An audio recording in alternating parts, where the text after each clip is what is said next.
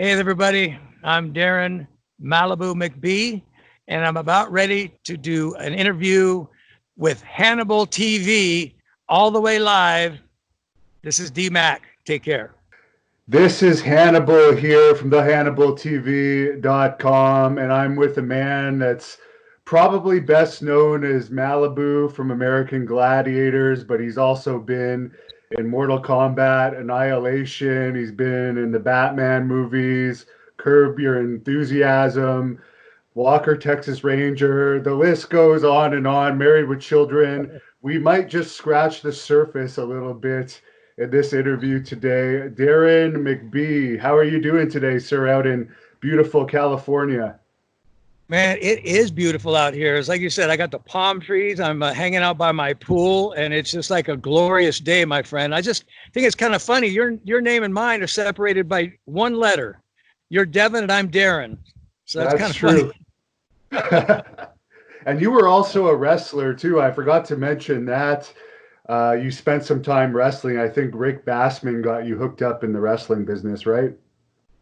He did. Actually, Rick Bassman got my wife hooked up as well. They were going to put us over as kind of like a kind of a tag team where I was going to be her manager. And then for a little while, I actually went to Baton Rouge, Louisiana, and wrestled for Grizzly Smith, which was Jake the Snake's father, in 5-star wrestling. And I got the poop kicked out of me doing that. So it was a short-lived career for me, wrestling-wise.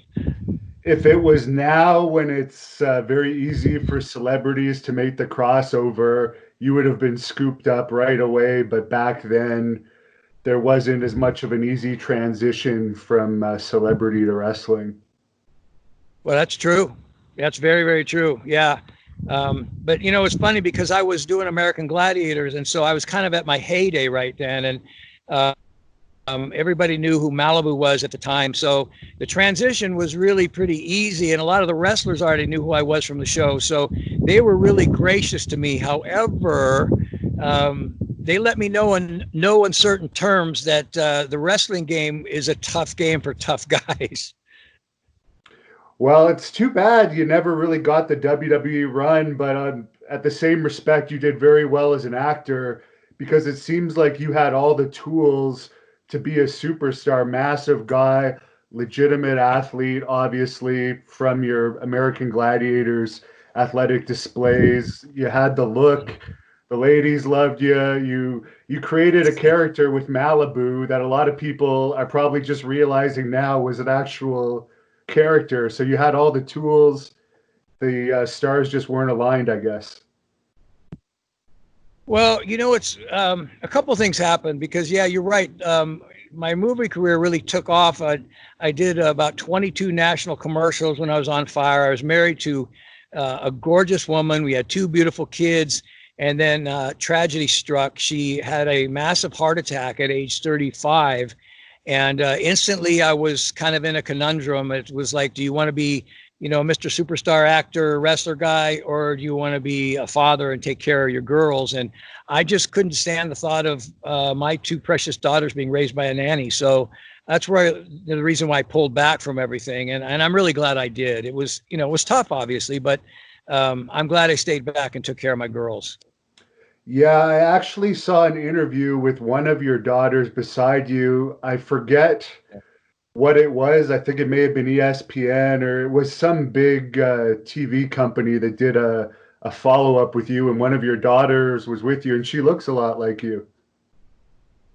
Yeah, so it was Kylie, and actually it was a Sports Illustrated kind of Where Are They Now kind of thing. And they came out to interview me and my daughter and my beautiful Great Dane, who's gone on to be with Doggy Heavens as her little friends. But yeah, it was a really fun interview, and they actually showed the train wreck. You've probably seen it when I got creamed on the Human Cannibal platform on American Gladiators. So yeah, that was a lot of fun. Yeah, I was watching some of your American Gladiators stuff last night, and not just with you, but with other gladiators. You probably took the worst beating of anyone on the human cannonball, without a doubt. You needed plastic surgery, but would that even be Yeah. allowed today with the way the world is today? Something so dangerous? That's a great question. They obviously modified the games after that little incident. If the fans hadn't seen it, basically this person swung down, and you can pick it up on YouTube, but swung down 25 feet in the air, and I was in a 15-foot pedestal. They swung down on a rope and basically tried to kick me off of a little disc that was about 3 feet around. And this guy donkey kicked me so hard that when I hit the pads, I was fine, but my own knee came over and hit me in the head, and I gave myself a concussion and needed plastic surgery. And so, yeah, anymore these days, I don't think they would play with that because of liability and such. And it was up to the gladiators to protect themselves from the kick with the little martial arts pad. And more often than not, it seemed like the contenders would actually nail someone directly to the body with one of those feet. Yeah. Yeah. It's funny because, I mean, literally, if somebody just hit you with a stiff breeze going by at that speed, you'd fall off because they said that if someone hits you straight on, it'd be the same thing as a full dress Harley Davidson hitting you going 5 miles an hour. So you can imagine the power and force of somebody kicking you. I literally, if you look at it and you watch it, I get lifted off my feet by 3 inches before I start going backwards. So it was a shot, man. It rung my bell really well. And at that time, American Gladiators was getting better ratings than wrestling, from what I understand. Was it a hard tryout process to become a gladiator? I know you were, I think, from the first crop of gladiators. Yeah, it was interesting. It's funny. It's a funny story. I was sitting on a life cycle spinning, and a guy says, he's looking at a trade paper, and he says, "Hey, Deron, they've got tryouts for this show called American Gladiators, and you might be good for it." And so I said, all right, why not? I was just starting my acting career, and I didn't know anything about it. So I went down there. We had an obstacle course, which I smoked the obstacle course. And then you had to do a certain amount of sit-ups in a minute and pull-ups. And then the cool part was they took I guess we were auditioning, you'd call it. And they took us into a room, and they auditioned us. And they said, okay, so Deron, your name is going to be Domino, and you're a surfer. I go, excuse me? They go, Domino. I said, Domino's a pizza delivery guy. I said, why don't you guys call me Malibu? And they're like, all right, cool. So I jumped up on a desk, I crossed my legs, and I'm like, all right, dude, what's up? Talk to me. I'm your man. And I threw that whole surfer spiel, and they fell out laughing. So that's how I booked a job, just right then and there. Now, we all know about the groupies in the wrestling business. I could imagine American Gladiators probably had them too. Maybe not necessarily with you, but did you notice? I'm sure you had lots of ladies hitting on you, but how was that scene in American Gladiators? Was it like a rock star type scene? I'll just give you one story, and I swear it's true. A buddy of mine were walking home from this place called the Sagebrush Cantina, and it's a place where all the hot babes from the literal Malibu Beach would go, and they'd have a lot of bikers there. And he and I were walking home, and it was kind of a lone little two-way street. And this girl passes me in a truck, and she was this really smoking hot girl. And she stops and then looks over. She goes, "Oh, you're Malibu." And I go, "Yeah, hey, what's up?" And she goes, "I would do anything to sleep with you."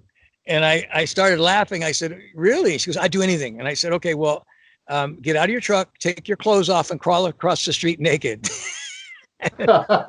And she started doing it. And I'm going, no, forget it, man. I was just kidding. And so I met her at a bar later. We had a couple of drinks. And the funny thing was that at that bar that night, I met my first wife. So it turned out to be quite an evening after all, but I will never forget that as long as I live. That's the power of fame. It's ridiculous. It's just silly, I mean, you were a wrestler, right? I mean, you kind of know what that's all about.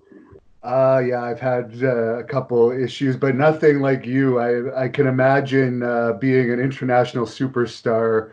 And with your look, I'm hardly the California surfer boy look with the pearly white teeth and the long flowing hair. You had the look of a romance novel guy. Did you ever do any romance novel stuff? Oh, you know what's so funny about that is of course Fabio was kind of doing his thing, and so if there was always the parody when I'd be walking by. It's like, hey, look, it's Fabio, and um, so I never did it. I started off as a model, and I enjoyed modeling for about 2 minutes, and then I decided I don't like doing this anymore. And I always wanted to kind of be an action actor. I've got a background in martial arts and boxing, so I thought, you know what, I'll make the transition. And really funny story was all of a sudden when I booked the American Gladiator show, I also booked the Conan show at Universal Studios. So at one point, I was literally filming the American Gladiators on the lower lot. Then I'd run up to the upper lot and play Conan for 2,000 people, and that was like living a dream, man. It was wild. So it was just like magic, a super magic time in my life. You had a few fan questions wanting to know if you ever dated Lace from American Gladiators. Lace and I actually became really good friends. At I remember at first when we met, we kind of had an eye for each other, but she was dating somebody, and then I got married. So after that, she and I just became good friends. But we always kind of had a little thing for each other. But I love that gal. She's really, really, really cool. But no, nothing ever happened. And was there ever a contender that kind of got under your skin and you wanted to like lay a beating on legitimate in the show? That's you just served up a softball there, man. This kid named Billy Worth was on, and Billy Worth was one of the kids in a movie called The Lost Boys. You ever see that movie? The Yes. vampire movie with Kiefer Sutherland. He was the really long, dark-haired, really good-looking Italian kid. Well, basically, what happened was I had just gotten back from having plastic surgery on my head, and there was an event where we would wrestle in this ring, and basically the contender would try and grab the gladiator and throw him out. And I looked at Billy right before we started, and I said, Billy, I've got plastic surgery on my head. I got these stitches. I don't care what you do. Just don't hit me in the face, please. And the first thing he did was palm me right to my forehead and knocked me off my balance and out of the ring. So there was a next event was called the Powerball game. I don't know if you remember that, but guys Oh would be yeah. trying to dump the balls in the cylinders, and the gladiators would try and tackle them and stop them. But so me, Gemini, and Nitro got together, and when I told them what happened, they were saying, okay, they're like, so Deron, you hit Billy and drive him off camera, and once we get him out of camera range, we'll take care of him. So here was beautiful Billy with his long hair, his uniform looking good. I took him off camera. When he came back, his hair was like up in the air. His jersey ripped off his body. His nose was bleeding because when we got him off stage, we just beat the snot out of him. So, yeah, that was a very memorable moment, and I'm sure for him too. And you mentioned Nitro. I guess over the past several decades, some negative stuff has come out about Nitro. Did you get along well with him overall? Yeah, you know what? Nitro and we came on the show together, and we actually tried out all the new games and tested the new games together. So we actually hung out. I mean, I actually I went to his house, and he introduced me to peanut butter and jelly oatmeal, if you can believe that. And so Wow. I enjoyed that with him. We had some laughs. But yeah, he and I is fine. But Dan, he's a cocky guy. But he's a great guy, really great guy. I heard an interview with you saying that American Gladiators once had a show at Madison Square Garden, and I'd never Yes. heard that before. Was it normal for you to tour, and what was that like performing in MSG? Wow. You know what? That was an amazing, amazing time. I guess we had a promoter. He was a rock star promoter, and he had a Gladiator tour, Gladiators Live, that started off in Maine and then hit the venues all the way across America. And one of the venues was Madison Square Garden. And man, I can't even begin to tell you, Devin, how amazing it was. I was down at the bottom of the floor, and you're looking at 20,000 people that are screaming and going crazy. It was amazing. And it was just, I just sat there in awe, and we were all just looking at each other going, wow, this really brought home how popular that show was and how people really just adored the Gladiators. It was amazing. It was just amazing. Now, when that show started in '89, I know that steroids are legal. I know you're a Christian now. You're very open about the Yeah. past. I think you even wrote a letter to some TV show once on the Yeah. subject of steroids that was read on some popular show. But was that something that was prevalent in American Gladiators, or was what was the deal there? No, that's a good question. So it's funny you mentioned that because before we started the tour, we had somebody who was a professional, um, one of those people that prep athletes to know how to answer questions for the the news and such. And they said when that question comes up, how are you going to deal with that? And I was still a Christian then. I have been since I've been 13 years old. And I said I'm going to be honest. If they ask me, I'm going to be honest. And of course, it came up and they asked me about Nitro or Thunder. And I said, listen, I don't know about Nitro and Thunder. I can't speak for them. I don't know what they do privately. So if you got a question for Nitro and Thunder, you talk to them. The reality was that everybody was doing steroids. The girls were doing them. The guys were doing them. I was doing them. I was doing a very minimal amount. Basically, there was a certain type, as you probably know, a certain type of steroid that helps your body heal just quicker. And a lot of that was, I was taking that just so I could recover and go back and do the shows back to back to back. But I never took any of that stuff to get really, really big. So I don't know what the other guys did, but yeah, that's definitely something I did off and on for years. And I'm sure you probably don't want to encourage people to do them, but obviously we have some bodybuilders that watch this channel, and numerous people ask the question, what was your best cycle? But you don't have to answer that because I know you don't want to encourage it. But No, it's okay. I mean, I don't mind being honest. I think I'd stunt doubled Sting for a PlayStation commercial, and I was in the best shape of my life. Now, as you know, I mean, I'm not going to sidestep the question, but as you know, you don't just take steroids and look awesome. You got to eat perfect. You got to train like an animal, or the stuff's not going to work. What I was taking at the time was this stuff called Winstrol V. It was probably the best drug I ever took, and I mixed it with Decadurabolin, both injectables. And that combination just got me hard as a rock and ripped to shreds. And it was an easy, an easy cycle. I never had any liver enzymes that were up. I never had any side effects from them.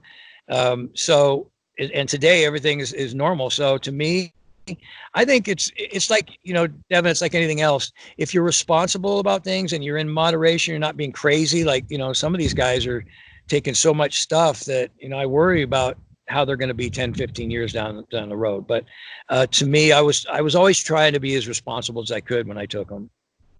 now, throughout your acting career, you've more than often than not had jobs where you have to show off your abs. Do you have any secrets to the six pack? Oh God, I can honestly tell you that this a lot of six pack just came as a gift from God. I just happen to have really genetically good abs, but the answer to this too. It's really just all diet at some point. It's staying away from carbs and staying away from sugar, and as long as you're correcting your diet, you're doing your cardio. I think that's the biggest key right there. Is it true that you were a Los Angeles sheriff's deputy at one point? That is true. 1983, I got on the sheriff's department, and I was on for about 8 years, and it was an amazing, amazing journey. Learned a lot.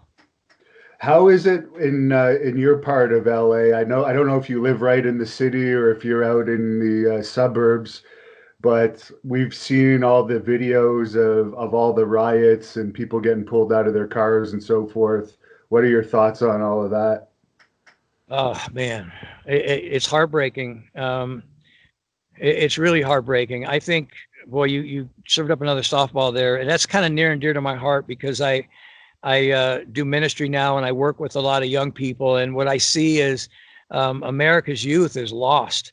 And the biggest problem is that, it's kind of like a fatherless generation. There's just nobody standing up to take care of these kids and teach them, what it is to be a man. And I know what that's like. I know what that's like because my father wasn't around, and I had to stumble through my life and try and figure that out until my late 20s when I had some really good group of Christian guys that mentored me.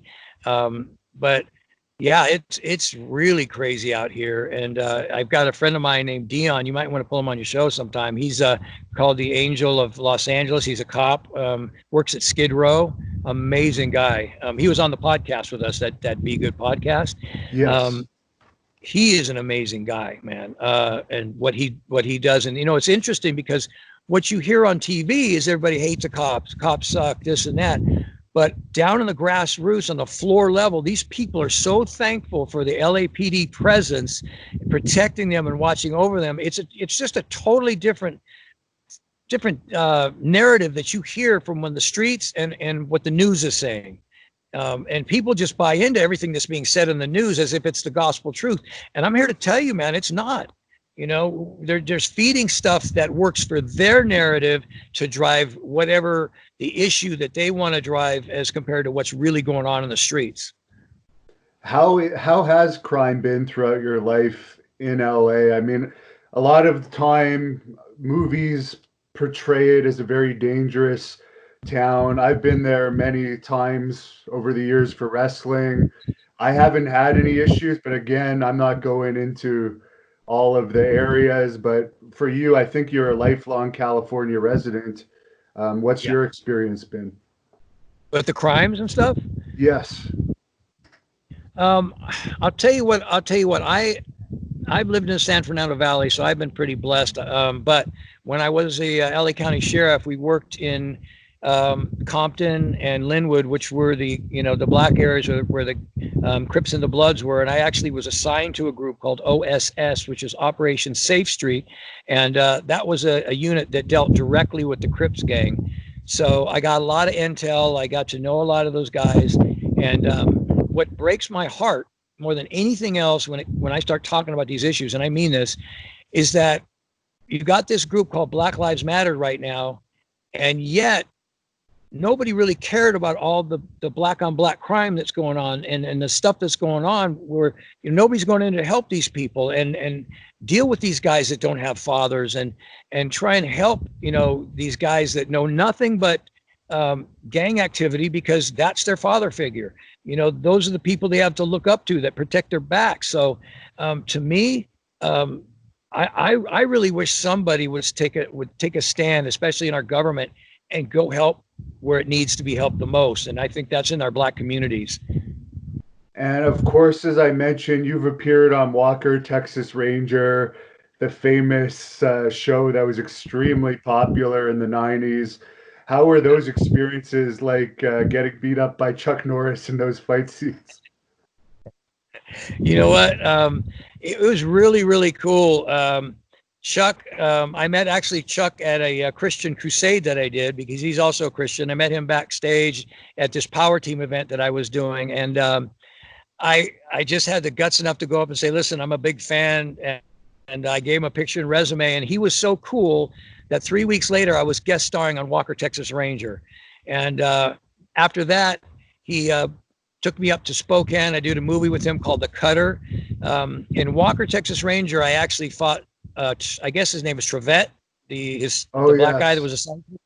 Yeah. That guy was terrible. I mean, he hit me right in the mouth when we were doing a fight scene. It was like, dude, settle down, man. Chuck, I'll tell the story that nobody knows, just because it's you, man. I'll tell you, and this is a true story. Chuck and I were doing a fight scene in Spokane. It was just butt cold there. We were both wearing parkas, and he was supposed to get me in a headlock and do like a neck breaker thing on me. And he was usually a really, really gentle fighter. Well, he made this thing look violent, and he actually fractured a vertebrae in my neck. So the C4, I think when I finally had an MRI, they said C4 was partially obliterated, excuse me. So I've never told Chuck, I never told anybody this story, but those things happen, unfortunately. When you play, sometimes you play hard. I have done a few fight scenes in various movies, nothing as big as the stuff you've been in. But what I was kind of surprised at is it's very physical. Like it's more similar to pro wrestling than a lot of people think. Yep. Yeah. I mean, it's amazing, the bumps you take in pro wrestling and the bumps you got to take when you're throwing fights. And I think, the thing is, if a stuntman's fighting a stuntman, you're usually pretty safe. But imagine you're a pro wrestler and you're skilled at what you do. Then all of a sudden, a guy who's an MMA fighter comes in and is supposed to do a fight scene with you. Well, that guy doesn't know what he's doing. He doesn't know about distancing. He doesn't know about pulling punches. I was in Russia, and you know a guy named Oleg Tuktarov? Yes. Yeah. There. So I did a movie with him, and Oleg was another headlock scene. He was supposed to be hitting me in the head with a pistol. Oleg was really hitting me in the head with a pistol. Wow. It was 20 degrees below zero, and then you can hear that thing ringing, the sound for half a block. And I'm going, Oleg, knock it off, man. I said, you're busting my head open. And, as bad as I wanted to kick his ass, I couldn't because he was the Russian bear. He would have destroyed me. So, it happens. You know what I mean? It gets to be real out there sometimes. I think the only difference really between acting, fight scenes, and wrestling is they try and mitigate the risks a little bit better overall in acting than they do in wrestling. That's really true. I mean, like I said, I had a very small stint in wrestling, and within 2 matches, I separated my A joint in my shoulder, I broke a thumb, and I got a concussion. I mean, I couldn't believe how tough that was. Now, as far as Married with Children, you appeared a couple of times at least on that show. I saw the one where you were the stripper police officer. What were those experiences like? That was actually my first acting job I ever did.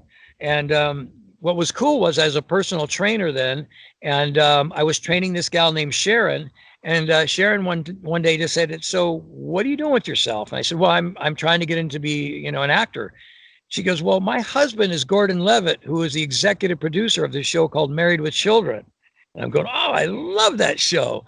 So she said, "Well, let me see if I can get you an audition." So a week later, I was auditioning, and then I booked that police job. And that was literally the first acting job I ever did in my life.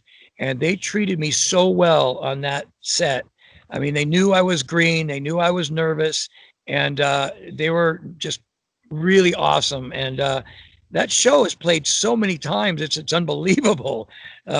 So yeah, it was, I'm really proud of that and thankful that it was, a fun show like that for my kickoff, acting career.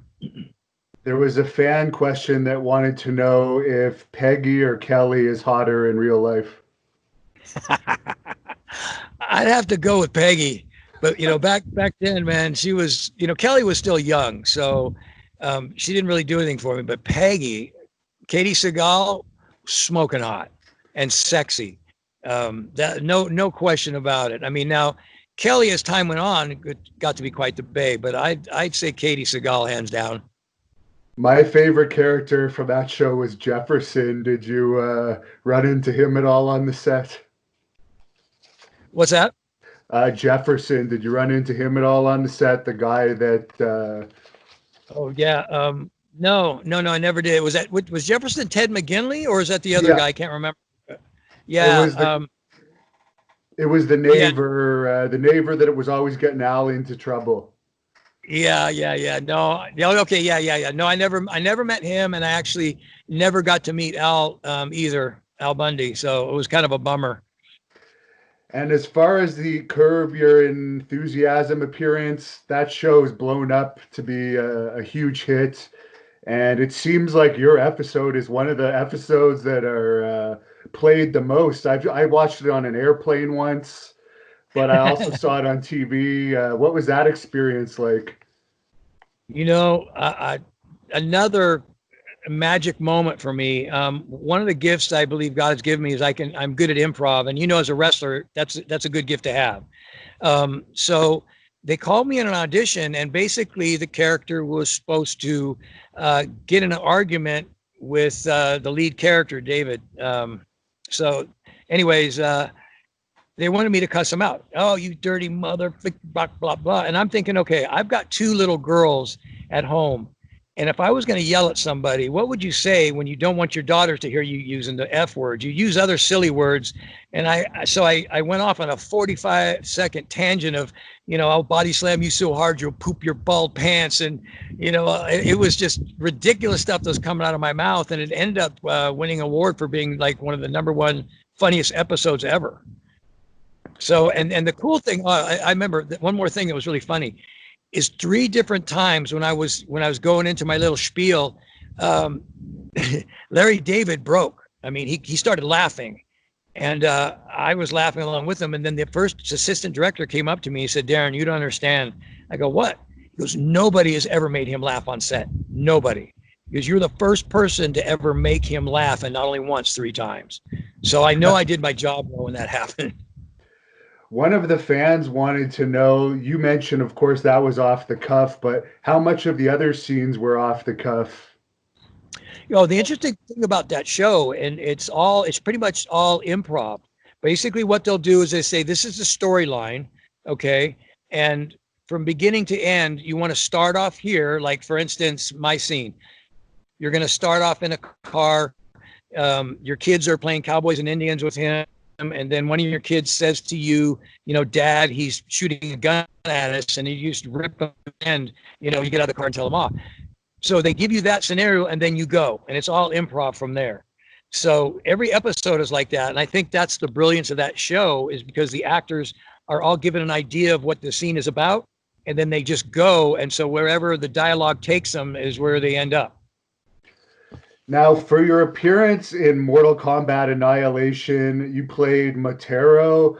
I'm not a big Mortal Kombat fan, but you had numerous fan questions about this character. Obviously, it's an iconic character for Mortal Kombat fans. Were you a fan of the video game prior to your audition? You want the truth? Sure. No.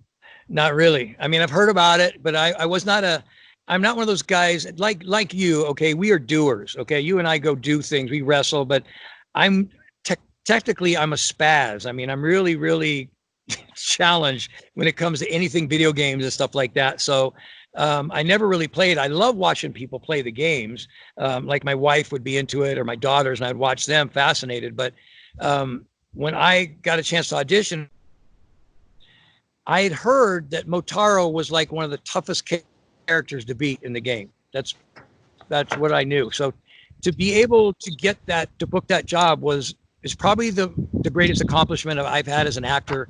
I had to go through 5 different auditions, and they were actually going to try me out for Shao Kahn, which they did a much better job of casting with Brian Thompson. But I really, really enjoyed playing that character. I was really thankful to get it. I was traveling all over the world, being taken care of by the people in production. So it was just a real blessing. Now, your makeup for that character was very extensive. What was a typical day in makeup for that?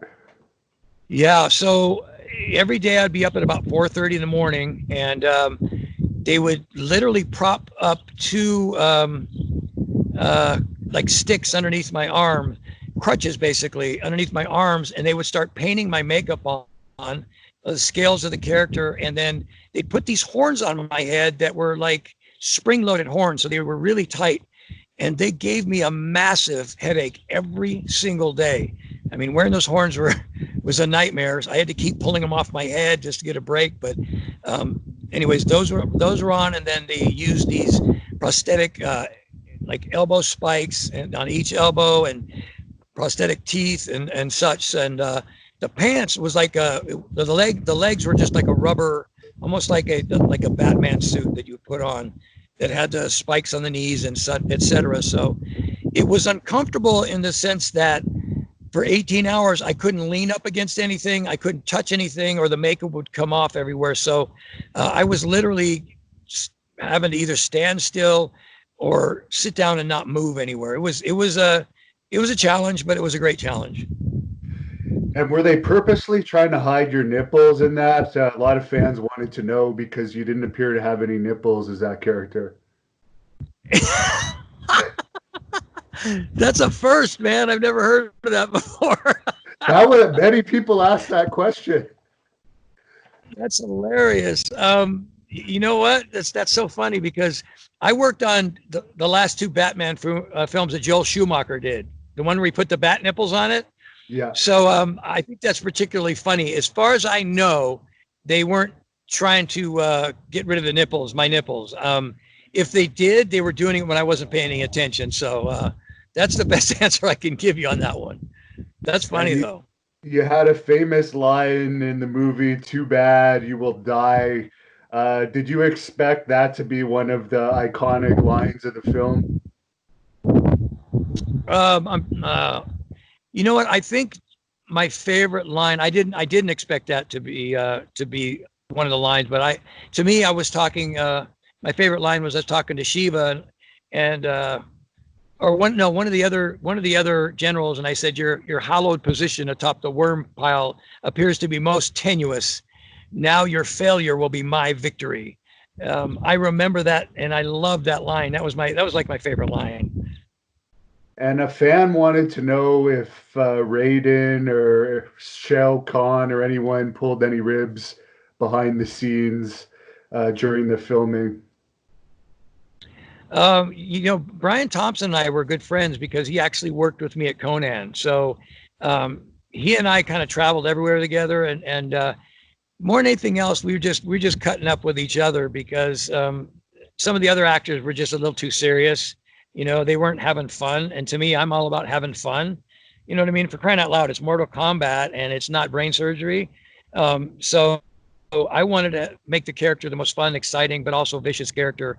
But yeah, I think Brian and I were teasing each other a little bit, but nothing too crazy.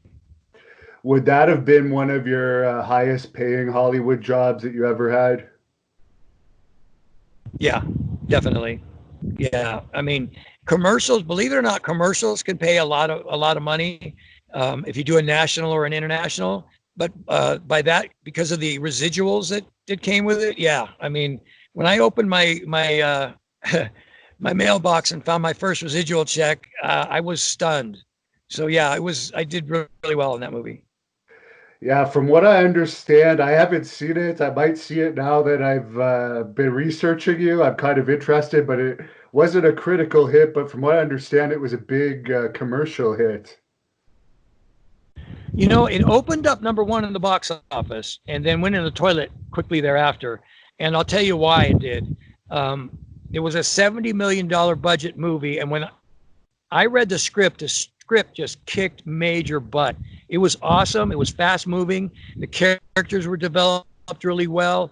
The problem was the director was a first time director who was given a budget of $70 million, and he shot out most of the budget so that when it got to the end, which was the most epic fight scenes, my character lost about 10 minutes of screen time, and all the really bitchin' fight scenes was between Jax and Motaro. I was supposed to be knocking pillars down with my tail and all these crazy things, but also the storyline was taken away, like character development was taken away. So unfortunately, what could have been a majorly awesome movie didn't make a lot of sense, and I can see why the fans were disappointed.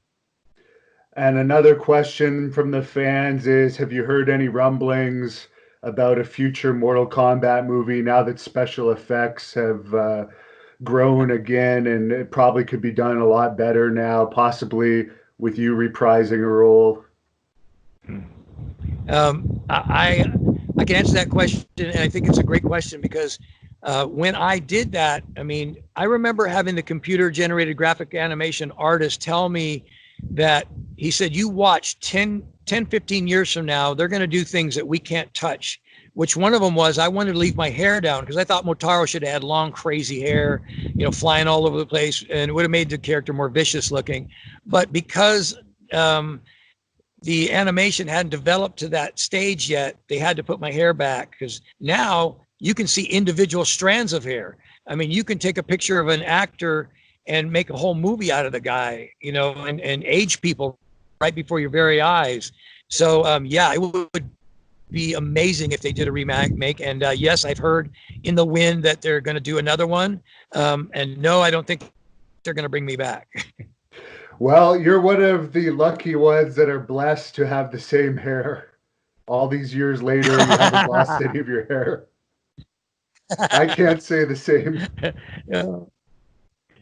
And you Yeah, mentioned, yeah. I mean, it's not quite as thick, but thankfully it's still there. You know. But yeah, that's funny. I mean, people say that a lot, and it is a big deal as an actor, especially. That's a big deal. oh yeah, it definitely is. Now, for the Batman movies that you mentioned, I think you were in the one with Jim Carrey and Tommy Lee Jones, and Correct. you said you were in two actually. Could you tell us about your experiences in the Batman films? Yeah. So I actually was really, really fortunate. There was a movie before that called Falling Down with Michael Douglas. That was a Joel Schumacher movie. Joel brought me in and auditioned me for a role in Falling Down, and it was a really, really great scene at the end of the movie. I think it was Robert Duvall was running down the beach, and what the scene was supposed to be, he was going to run into a commercial that was being filmed, and I was holding up a Suzuki car, and there were these four beautiful babes standing around me, and I had these lines like, "What are you doing, man? You're interrupting my scene," and blah blah blah. And he goes taking off, and of course that scene got ended up on the editing room floor. And so if you watch the movie, all you see is Mia at the end of a pier in a blazing pink Speedo standing there, and it was like embarrassing because I told everybody I'm in this movie. I got this great scene, and that was it. That's all I end up. So the good news is I still get residuals. So, but from there, what was cool is Joel actually hired me for the next two Batman movies, and I had worked with Jim Carrey before on In Living Color, and he's just out of his mind. That guy. I mean, I think he's certifiable now, really, but just amazingly talented, truly, and he's made of rubber. I mean, this guy's body can do the most weird things. He dislocates his joints, and very, very, very interesting guy. Tommy Lee Jones was, I hate to say it, but he was really a drag. Very, very full of himself. Didn't want to talk to anybody. I was his main bodyguard in the movie for weeks. And I remember he was walking up to me talking to his agent, and my grandmother was a huge fan of his. And I stopped and I said, "Hey, listen, I've had a great time working with you, Mr. Jones." I said, "Would you mind giving me an autograph for my grandmother?" And he looked at me right in the eyes, looked me up and down, curled his lip and walked away and just blew me off. And I thought, what a turd. You know what I mean? And that was him. So that was probably the only downer about the movie. But fighting Val Kilmer was a lot of fun. They gave me my own close-up scene. Joel gave me my own close-up scene in the beginning of the movie. So it was just a blast. Everybody I know, all my stuntman friends had a great time on that. Is there anyone else that you've worked with in Hollywood that has been a bit of a diva like that, as you're explaining about Jones? I'm sure there's lots, but anyone that Yeah. really stands out? You know what? What's funny is usually it's not the bigger name actors. Usually it's the wannabe actors. The guys that think they're something, but they're not, and they're not going anywhere. Those are the guys used to crack me up because they would, they get so method about stuff, and they would get all into their scenes and just be jerks afterwards because they were still in the moment, as they would say. And I'm like, dude, get out of here. It's like they take themselves way too seriously. So I think the reason why you find that in the business, honestly, Devin, is that acting attracts the most insecure people. And a lot of times people become actors because they want to be validated. They want people to give them accolades to make them feel good about themselves, sadly. But that's the reality of it. I mean, of course, there's a lot of actors that aren't, but I would say a great number of the actors are very insecure. And that's why you get these people with attitudes. And you mentioned In Living Color. I remember that show. What were you doing as part of that show? Yeah, so Jim Carrey played a character called, I think it was called Vera Cosa. She was like a barbarian queen. I mean, it was hilarious. I mean, so ugly. You can imagine Jim Carrey playing a woman. He had pigtails and this little strip of leather that covered his nipples. and, and so I was one of the barbarians that would fight against him. And then I did another skit where he played Rocky Balboa, and I was his corner man in that. And he was hilarious in both of those things. So I had two really great experiences both times working there. Wasn't J-Lo also on that show? Yep, she was one of the Fly Girls, one of the original Fly Girls. Yeah, she was So one of the, you would, they had the dancers, and yeah, she was one of the first ones. so you would have seen her in her prime years as a physique-wise and look-wise. Wow. Yeah, she was amazing. Yeah, she was, and also, oh shoot, I can't think of the other one. There was another one that's really famous. That she was one of the panel judges on Idol, American Idol. What was her name? Paula Abdul. Oh, yes. She was also. Yeah. Paula She's Abdul. underrated too as a singer. She was pretty good. Yeah, absolutely. Yeah. So a couple of girls had a good launch from that show. Now, I was surprised about this. I actually watched the video online, but there's a huge cult following for your Dragon Strike video. Oh my gosh. Just like a VHS for a board game. And like there's people that are obsessed with this. I searched it. There was one guy that said he's 40 now and he's watched it once a month since he was 10. Are you serious? Yeah. So you play a warrior in this. I actually watched it last night to see what all the hype was about it. It is pretty cool. You might want to smoke something if you're out there watching that before. But what was your experience like filming that? And are you surprised people are still talking about it? Yeah, I mean, it's the first I heard somebody watching that much, but I knew the board game was popular. What was so cool about that is it's hard to tell, but the fight scenes that we had were actually really, really good fight scenes because all the guys that I worked with at Universal Studios doing the Conan show, almost every one of them was in that video. So it was a really cool job that I booked because I was in my honeymoon in Maui, and one of the guys called me up and said, "Do you want to be in this Dragon Strike thing or audition for this Dragon Strike thing?" I said, "Heck yeah." So I left my honeymoon and went down there and auditioned. I booked this job and I worked with all the guys I knew really well. The set was just probably one of the most magical, fun sets ever. And we actually did a follow-up to that called Wild Space. And they updated everybody's outfits, and the outfits were like really bitching. And we had a TV series that was going to go. And you can imagine back then, I mean, the CGI compared to now stunk, but the concept was really cool. It was like live action in a cartoon. Yeah.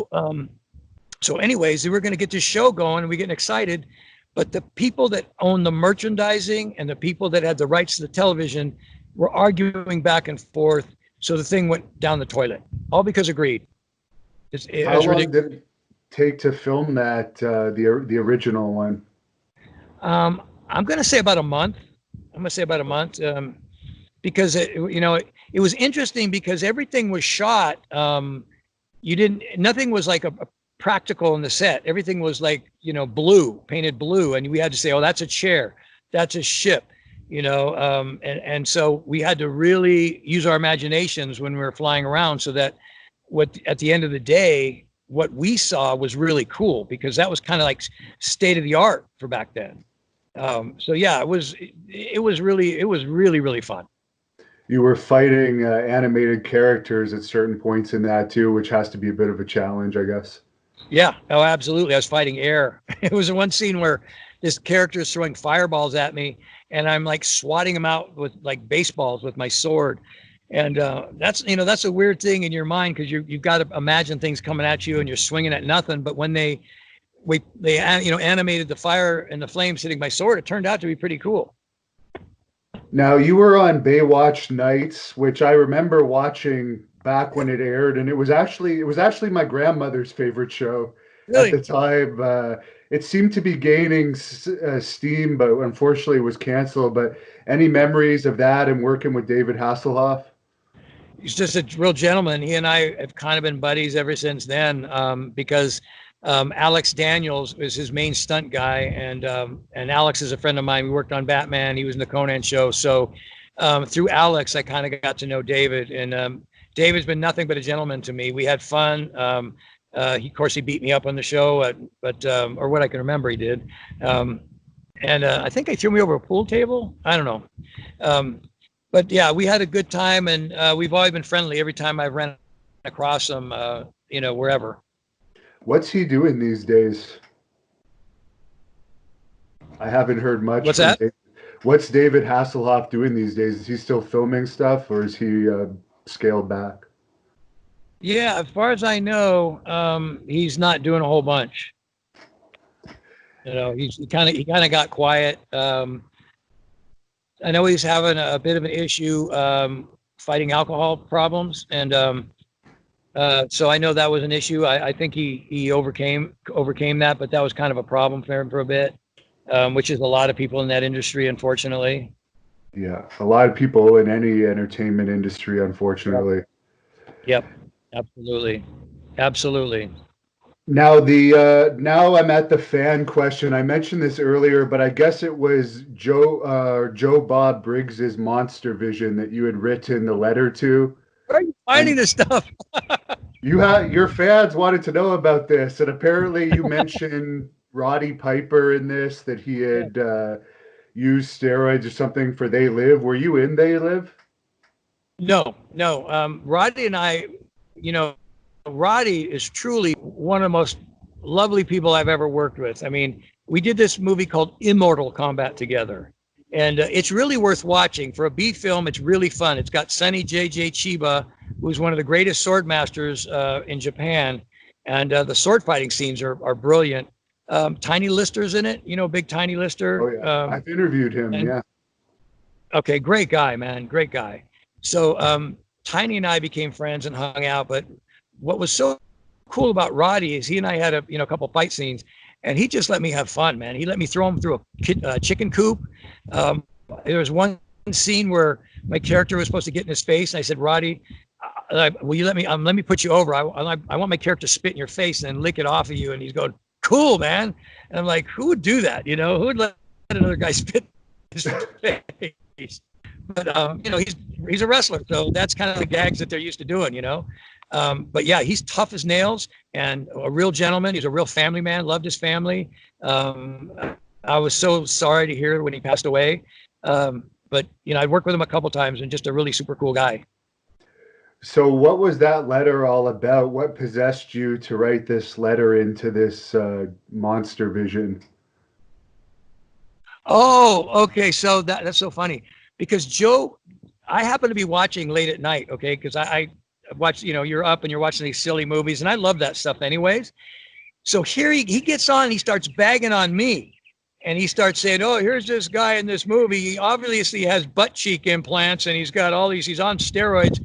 And I'm laughing at myself going, oh yeah, butt cheek implants, right? Yeah. So I wrote him this long letter saying, Joe Bob Briggs, I happen to work out, 12 hours a day, and I eat really good. And I said, so, steroids is not even is a moot point, but I promise you with all my heart, I don't have any butt implants, and you can come see it for yourself. And so it was a goof. I was just goofing him back. There was nothing serious about it. And he howled. I got another letter back from him, and that was the end of it. But I couldn't let him get away with that when I watched myself on TV, And for your sword work, you mentioned in a lot of movies you were using swords. Did you undergo much training over the years for that? Did I ever what? For all of your swordsmanship, did you undergo a lot of professional training to be able to do all those scenes with swords? The best training I got was a swordmaster guy named J.R. Beardsley. He was the guy who first coordinated the Conan show, and he taught me a ton. And then the second guy that came in was a guy named Anthony DeLongis. And Anthony's a really big name in stunts and stuff. And he was the one who took over the show after JR left. And Anthony taught me a ton of stuff. And then actually when I was down in Mexico doing Immortal Kombat, there was a sword master there, a real legitimate samurai sword master who showed me a lot of really cool stuff when I was there. So I legitimately am pretty decent with a sword. Do you keep a collection at all in your house in case you have any intruders? Make sushi out of them. Yeah.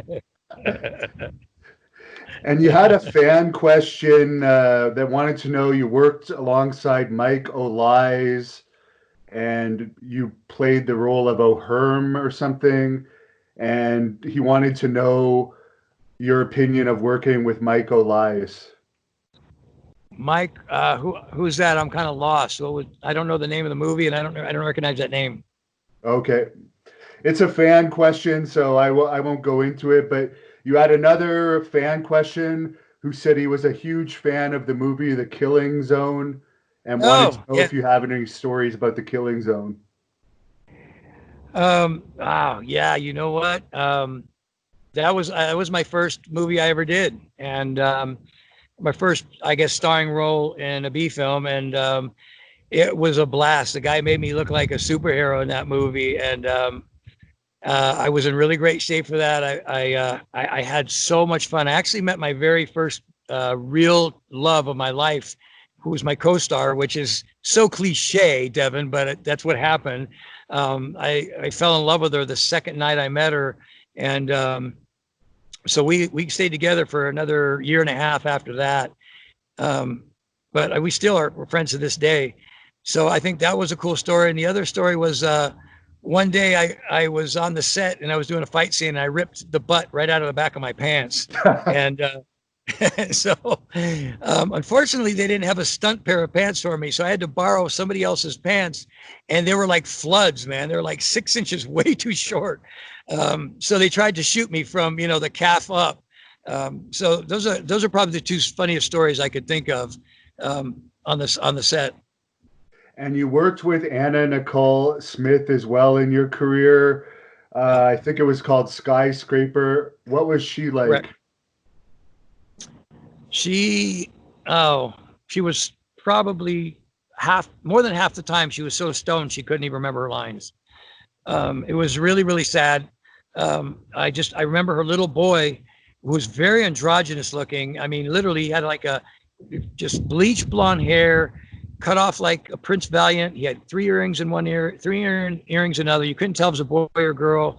And I remember watching him, right up and down the hallways on his little big wheel. And she's so wasted, she literally could not say her lines. It was a scene where, in the scene where I was supposed to slap her around, and she said she really wanted me to hit her. And I said, Anna Nicole, if I really hit you, I'd take your head off. She goes, well, I want it to look real. I said, you don't know what you're talking about. I said, what I'll do is I'll swipe close to your face, just turn your head. It's going to look fantastic. Well, that turned out to be a 25-minute discussion / argument where the stunt coordinator had to come over and convince her that, Deron knew what he was doing and he's not going to hit her.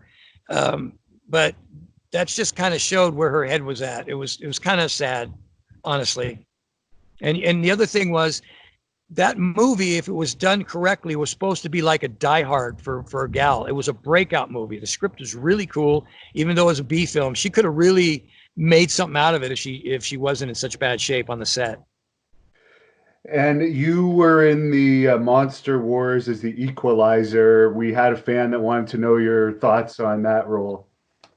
My goodness. Wow. Yeah, had a ball. That's another, I've had about 4 TV series that should have gone to series, and for one reason or another, that didn't happen. Of course, American Gladiators did, but that one Dragon Strike was supposed to be a TV series. It didn't happen. This is another one, a great concept. You had these awesome monster trucks, and then you had these larger than life characters, and they were going to, put them with the, games and toys and all that stuff. And for some reason, it just didn't happen. But I had a blast doing it. I mean, I loved everybody I got a chance to work with, and it was a lot of fun.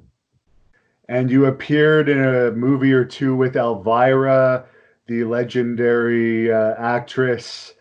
What was she like to work with? Oh, she was gorgeous, man. She's one of the sexiest women ever. Okay, so I will tell you a story about that, which is worth telling.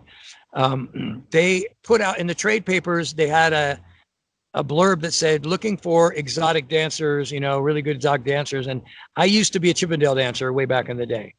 So I thought they're looking for Chippendale type guys. Well, what they meant was they were looking for different looking guys that were professional dancers. I mean, Oh, ballet pro dancers. I mean, like the ones that could do 15 spins. And so I get out there and there was 150 of us, and the choreographer says, you got to do this little routine.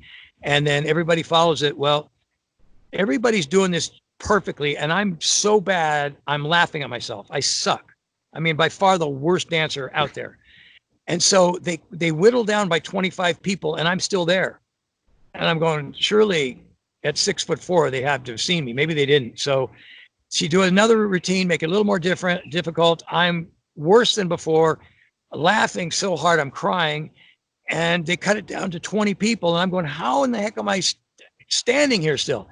Got down to 5 people, and they finally bring me up to the front. And I said, why? And they're laughing, saying, you know what? You were having so much fun. Of course you sucked, but you were having so much fun. We have to put you in this movie. And that's how I booked that job. Just laughing at yeah. So that was a fun story. I mean, it pays to not take yourself seriously, Devin. You know what I mean? yeah. Too many people take themselves seriously, and I'm not that guy. I've learned to laugh at myself, and it's fun doing it. You also appeared in the Roswell TV series. Any thoughts on that? It became a big hit. I just remember the crew being really, really nice. I don't remember a lot about the role. I thought it was a neat show, personally. I thought the concept was good. But I don't, honestly, I can't remember a lot about it. It was a quick in and out. Now, on that subject, we do cover the UFO subject on this channel as well. We've seen the Pentagon recently release some videos of unidentified aircraft and basically saying they don't know what they are. What are your thoughts on that whole subject? I think that's a really fascinating subject. I think there's something out there, but I don't think it's what people believe it is. Being a Christian, and it's probably going to get a lot of people throwing tomatoes at me, but I believe there's a lot of demonic deception out there. I believe that, in the end times, the Bible says people are going to be deceived, and there's a lot of deception. So the Bible says that Satan is the prince of the power of the air. And so to me, if anybody can bend light and make weird things look like they're happening, I believe it's him. But if you want to get onto astrophysiology and you want to get into quantum mechanics, it's been proven that it's literally impossible for any craft going the speed of light to maintain any sort of life at all, because it would implode upon itself. Because when time stops, mass shrinks. And so it's been proven beyond shadow of a doubt that nothing could go the speed of light. So that's why I do not believe personally that UFOs exist. However, I do believe people have honestly believe they've been taken away or examined or whatever. I don't doubt that, but I think it's demonic activity. And you're not the first person that I've heard talk about that type of stuff as well. There was a few fans that had this question back when the Ultimate Warrior was big and he wore makeup. You had similar hair, similar build. Did people ever confuse you for the Ultimate Warrior when you were walking around? No, it's funny. They used to think I was Kevin Nash, and I laugh because he's about a foot taller than me. But I look more like him. Ultimate Warrior was my favorite wrestler, man. I mean, that was one of the reasons why I got in American Gladiators. When I saw him do his shtick, I go, man, I want to be like that guy. So, I mean, that's the honest truth. I got to meet him once backstage at a wrestling event when he wrestled Randy Macho Man Savage. And it was kind of like a highlight of my life and fun. But I don't think I've ever been mistaken for him. It was usually Kevin Nash. But I have stunt doubled Triple H in a WrestleMania commercial. I did a horsefall for him. The very first commercial I ever did, I was stunt doubling Hulk Hogan, if you can believe that. I look nothing like Hulk Hogan. It was a driving commercial. And my most favorite commercials, for PlayStation, I stunt doubled Sting, which was amazing. It was the best commercial I've ever done. So I've actually become good friends with Steve over the years. of course, you guys have the connection. You both were set up for wrestling training by Bassman too. Now, Sting was Yes. part of that the anti-bullying or speaking out. Or Be Tough. It's called Be Tough that Rick Bassman let me play on this channel Right. last week. What are your thoughts on Sting and that side of him, the Christian side, and the positive message that him and you guys were trying to send last week out to the world?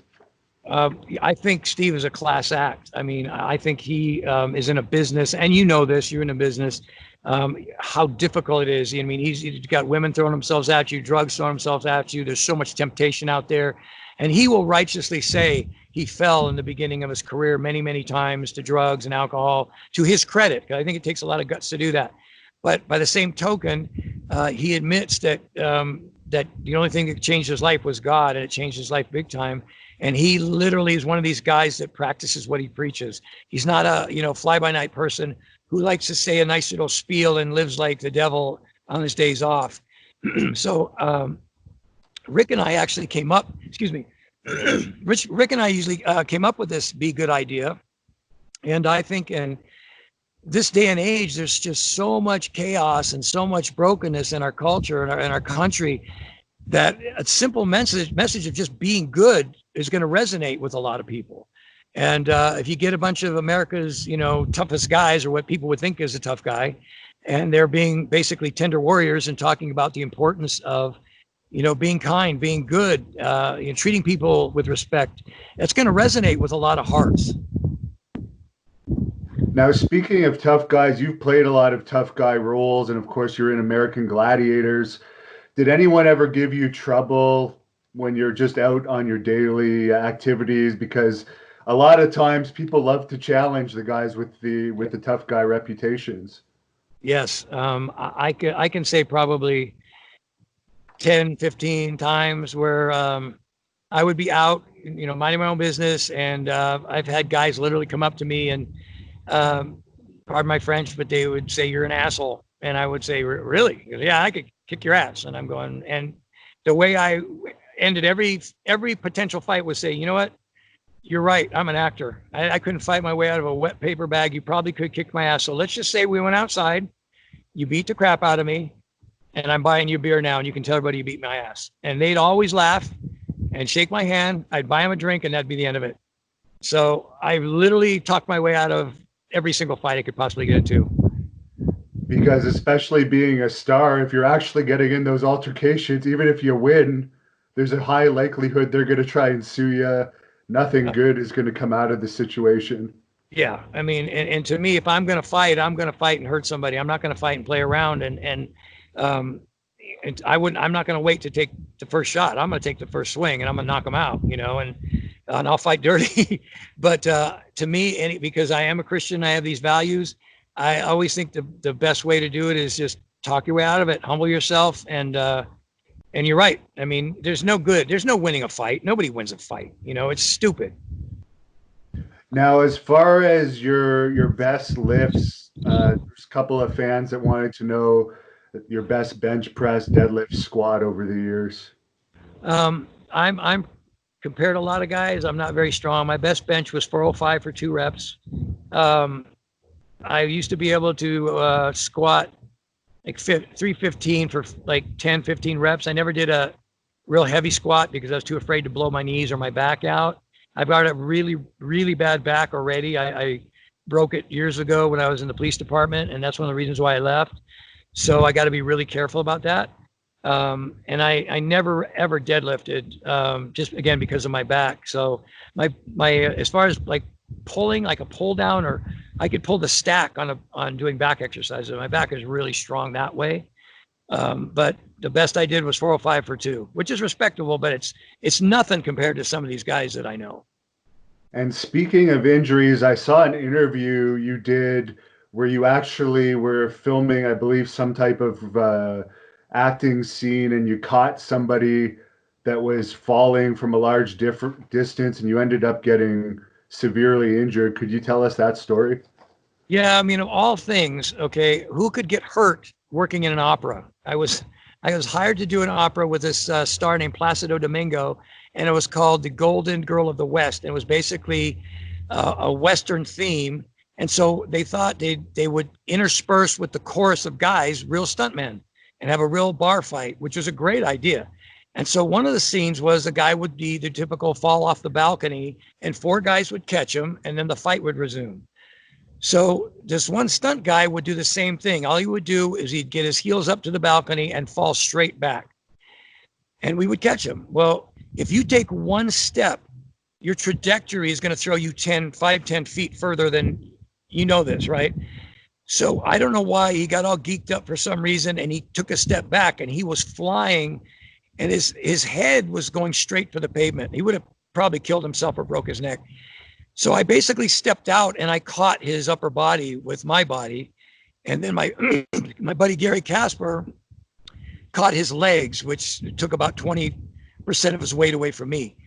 But the shock of his body hitting me with such force, herniated 6 discs in my back. And so I was wrecked. I couldn't work for 6 months after that. Did they stop the opera at that point? Because obviously I don't think you would have jumped back up after that.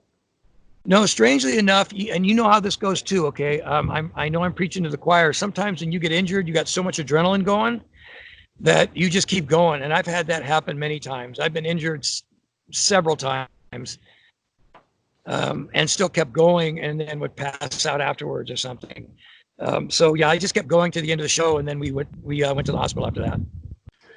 And just a few more questions here. Some of the fans wanted to know your opinion on today's wrestling. Obviously, it's not at one of its high points. Do you still watch it at all? And what are your thoughts on maybe how it could become popular again? You know, I really loved it in its heyday when you know, the Hulk Hogans and the Randy Savages and the Ultimate Warriors were doing. What I liked about it is you had your distinctly good characters and your distinctly bad characters. Now it's like everybody blends into what? And you don't have a distinctly good or bad. It's like the bad guys are good and the good guys are bad. And I think that takes away some of, you know, the luster of wrestling. And I think there's just too much TNA in there. I mean, I love the girls when they wrestle. I think that's great. I think it's good when they're sexy. But when they start getting too sexualized, that's not what wrestling should be, as far as I'm concerned. I don't think it's positive for the kids to look at that. And I think it takes away from wrestling in general. That would be my only suggestion, is just go back to the basics. You know, if it's not broken, don't fix it. Now, as someone that had a kayfabe character, the Malibu character, now we see WWE themselves, they're constantly admitting that it's a performance and the matches are planned, and wrestlers don't kayfabe at all on social media. Do you think there should be more protection, or do you think it should just go the way of acting, where they just present it as pure acting and it's filmed in scenes now, even in some cases? Yeah, I think it's a great question. Like I said, I like it in its purest form when those guys were those characters, and that you had that mystique of, you know, is he really like that? Does he really believe that stuff? It's a suspension of disbelief, it's called, where you look at these guys and kids love to pretend they're those guys. You know, they want to pretend they're Superman, even though there's not a Superman. So I think that when you stick to wrestling as purist and let the guys be who they're pretending to be and live their personas, that's more fun. To me, I just think it's more fun. Now, when Rick Bassman had UPW as a development territory, I seem to recall seeing some documentaries where you came in as a promo coach. So I'm guessing you would have worked with some big stars over the years in wrestling, such as John Cena that was developed there, and others. Any memories of Cena or any of the guys that came up through UPW? Yeah, I distinctly remember John Cena. I had a class there where I was teaching guys how to get on the stick and cut promos. And John walked in one of my classes, and I seen him. He used to wrestle under the name Prototype. And he had like a flat top and, you know, fantastic physique. Anyways, I said, so, you know, show me what you got. And John just went into this spiel for about 30 seconds. And I said, John, go home, man. You could teach me. There's nothing I can show you. I mean, this guy was so talented and so gifted.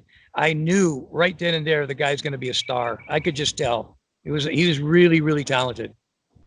As far as promo advice as a successful actor for the professional wrestlers out there, and general advice for the wrestlers watching, what would you give? You know what? Don't be afraid to screw up. Don't be afraid to make mistakes and laugh at yourself. For crying out loud, don't take yourself seriously, because this isn't a serious business. I mean, it is to a certain degree, but when you relax and you have fun, everybody watching you has fun. That's one thing I know for a fact. Even if you're playing a serious character, if the intent behind it is you're enjoying what you're doing, they're going to dig it. And if they dig it, then you put yourself over. That's my greatest advice to anybody. Don't take yourself seriously and have fun. And for any actors watching this, do you have any advice as far as, well, two things I've had difficulty with are memorizing lines and also nerves for auditions. For instance, like sometimes you're driving 4 hours for an audition and the pressure's pretty high. You don't want to screw it up. So I'll tell you a story about me. I was so crappy auditioning that I went and auditioned. I don't even remember what it was, but when these casting directors are seeing 40, 50 people a day, all they have time to do is throw your picture in a round file and say next. But if you have a casting director that goes out of their way to call your agent and say, this guy sucks, don't ever have him come back again, you know you were terrible. And that was me. And I remember my manager pulling me aside. He goes, Deron, you might be in the wrong business. And I said, listen, man, let me get over the stage fright. I said, I promise you. I said, once I get through this, I'm going to kill it. And he goes, well, all right, we'll give you another chance. And it took me a good 6 months because I had terrible stage fright. But you know what? You just don't quit. You power through it. You do well. I'm like you. I was terrible memorizing lines. What I found was you get the gist of the idea of what it's about, and you remember the key things, and then you just let it rip from there. And the people that are watching you are going to see what you can do, and they're going to know at some point you'll memorize those lines.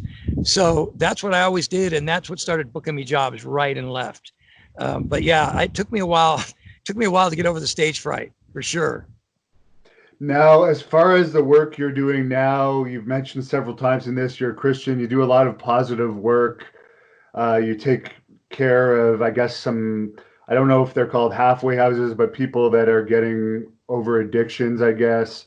You help manage houses like that. Could you explain that to us, what you're doing now? Yeah, so I'm doing a couple of things. I'm actually getting back into the business again, but my life has taken a turn to where I'm doing a lot of drug and alcohol counseling. I actually have a podcast called The Issues of Life, where we talk to people about drug and alcohol addiction, and it's directly from a spiritual perspective. And I've got some of the most amazing doctors and therapists and counselors that come on my show and talk about different addictions and how they affect the brain and things like that. And what I'm doing now is I have a house where there's 8 guys, and it's called a sober living house. And each one of these guys is at this point clean and sober, and they will stay here for a period of time. We have AA meetings here. I encourage them to work on their spiritual lives, although I don't cram my faith on anybody's throat, because that's not my place. And I just encourage people to, become a better version of themselves and beat this addiction. And man, Devin, it's one of the worst, most pervasive, ugly diseases, insidious diseases I've ever seen, because, a good 80% of these people, when they come through here, they leave and they're back drinking or doing drugs again. So it's something, the guys really have to work on. And even myself, I mean, I fell into an addiction. I shouldn't say I fell into addiction. I got into an addiction from one too many injuries and one too many losses in my life to painkillers. And for 2 years of my life, I was just lost. So I know what it's like for these guys. I know what it's like to come out of that. I know the hell of being addicted and the hell of recovery. But I really believe that, my place in this world is to help people and to, put love in their lives and encourage them. And that's what I believe I'm here for and what God put me on this earth for. Well, thank you very much for doing that work, because I understand the demon side of it. I actually understand why people say sometimes somebody has demons and it actually takes over the sane way of thinking, and people can just let that take over their lives. So I'm glad that you're helping these people. Yeah, you know what, Devin, it's really true. I mean, it literally it hijacks their brains. That's all I can say. It's like it just takes your brain over, and you're somebody else, and it's tough finding your way back. And that's my place. I want to help every guy I can find their way back. So if people want to find your podcast, maybe it can help them, or if they want to follow you on social media to keep up with all the work that you're doing, where can they do that? Yeah, so they can get a hold of me anytime on Facebook. It's just Deron, Deron, McBee, MC, B as in boy, E.